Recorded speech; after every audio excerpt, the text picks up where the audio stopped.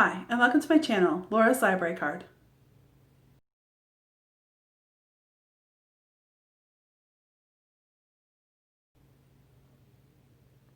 So today I am doing a tag. It is the This or That Tag Romance Edition, which I saw for the first time on Rachel's channel on It's Rachel C.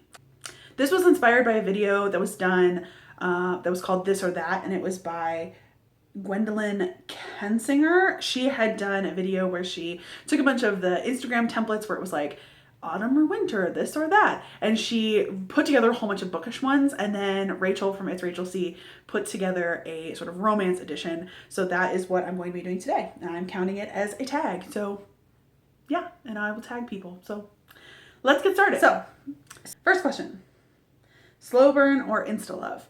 I'm gonna pick slow burn. I want relationship and emotional development in the books that I read and the romances I read. So when people just see each other and they're instantly in love, or if they, in my opinion, don't have a good enough reason to be in love yet, I'm annoyed with that. So I'd rather it be a long, slow haul and be a slow burn. Big city or small town?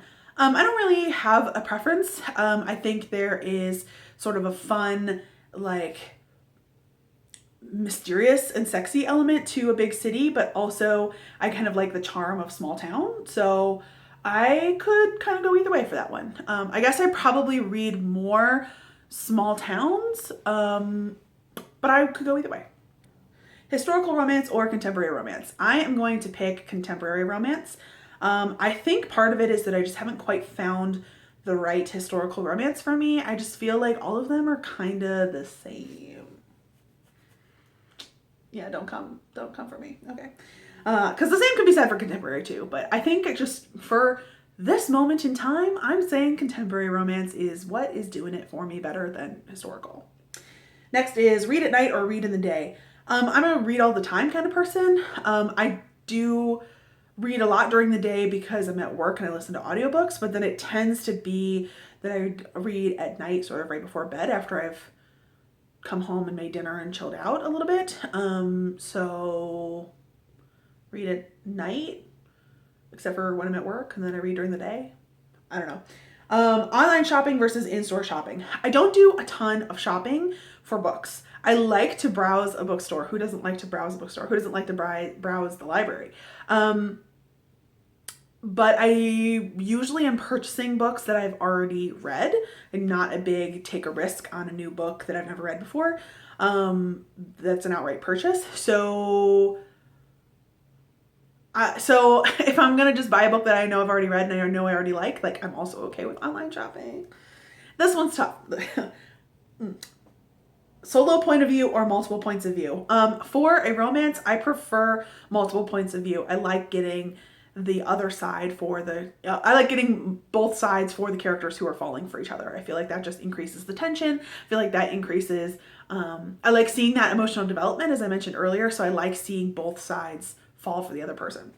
I like a good solo point of view as well, but I prefer multiple points of view. Dog ear or bookmark? Bookmark. Binge or savor?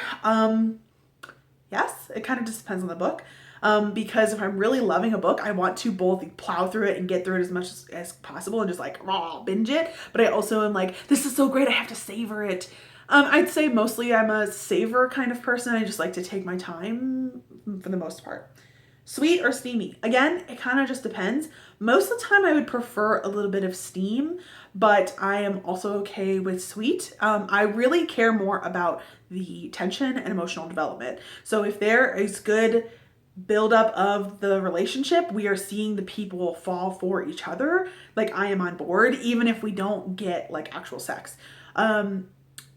Now, I will caveat that by saying that if there is a lot of good tension and then the whole book culminates in like a tender kiss and that's it, I might feel a little let down, unless it's like a historical or something that was written a long time ago. But generally, I prefer a little bit of steamier content.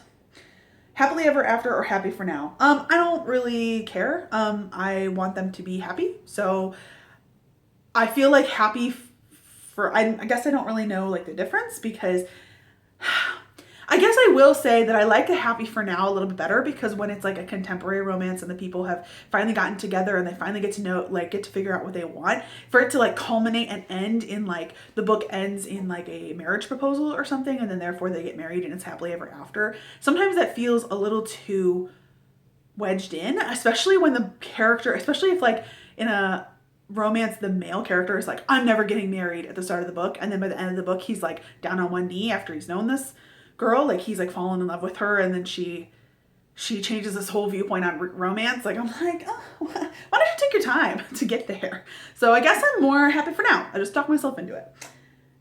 Rom-com or angst? I like both. I want there to be tension that gets resolved. I feel like there's probably no books that have like no tension in them, but I don't need to read 300 pages of like just like angst and like emotion and like all angsty all the time. But I guess I kind of do. I like those, and I like rom-coms. They're just like a mood thing. I think probably I tend to go in big waves where I'll read a bunch of angsty stuff and then I will kind of switch over and read lighter stuff. And then when I'm like, all right, I'm light enough, I'm ready, I kind of go back and forth. I'm not doing a very good job at picking this or that.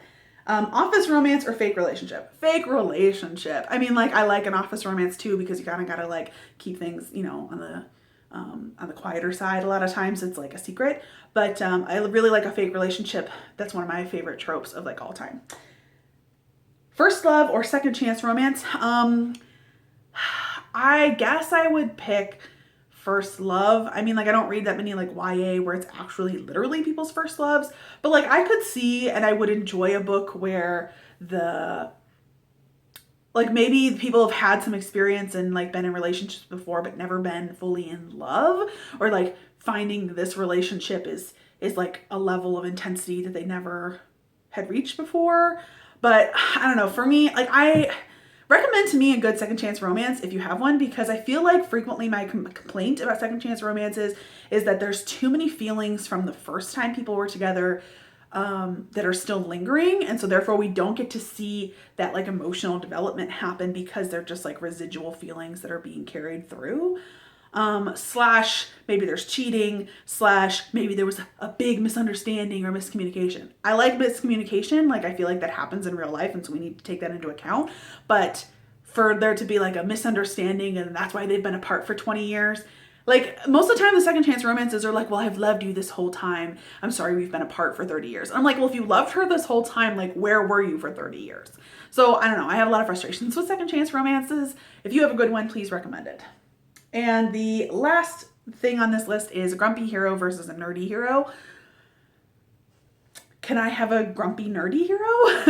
I would say that I like both of those tropes, but at the same time, I feel like some nerdy heroes are kind of stereotypical, like the super hot guy, but like he wears glasses and then he takes off the glasses and suddenly everyone can see how super hot he is. Like I'm not as interested in that. So I guess I would slightly have to say grumpy hero, just because I feel like if the grumpy guy is grumpy, but then like the main character can kind of get under that and like bring his own sweetness out, I like that. That's usually like he like lets down his guard as he falls for this other person. Like I kind of like that idea, so I'm gonna go with grumpy hero.